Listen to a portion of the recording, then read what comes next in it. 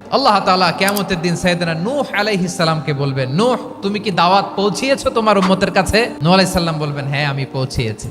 এবার নূহের উম্মতকে আল্লাহ জিজ্ঞেস করবেন, এ নূহের উম্মতেরা, তোমাদের নবী নূহ কি দাওয়াত পৌঁছিয়েছে? নূহের উম্মত বলবে, না আল্লাহ, আমাদের কাছে কোনো সতর্ককারী আসে নাই, কোনো নবী টবি আসে নাই, কোনো দাওয়াতও আমরা পাই নাই, আপনারাও চিনি নাই, জান্নাতও চিনি নাই, জাহান্নামও চিনি নাই। নূহ আলাইহিস সালাম বিপদে পড়ে যাবেন। তখন আল্লাহ বলবেন, নূহ তুমি বললা পৌঁছিয়েছো, তোমার উম্মত বলে কিছু পায় নাই। নূহ তোমার কি কোনো সাক্ষী আছে? নূহ আলাইহিস সালাম বলবেন, আছে। কে? উম্মতে মুহাম্মাদি। তখন আমরা বলবো, আল্লাহর নবী নূহ আলাইহিস সালাম তিনি আপনি যা যা বলেছেন ঠিক তা তার উম্মতের কাছে পৌঁছে দিয়েছে। এবার নূহের উম্মতের সাথে আমাদের ঝগড়া লাগবে। তারা বলবে, তোমরা আসছো আমাদের হাজার হাজার বছর পরে, তোমরা কি করে জানলা? তোমাদের সাক্ষী ধর্তব্য হবে না?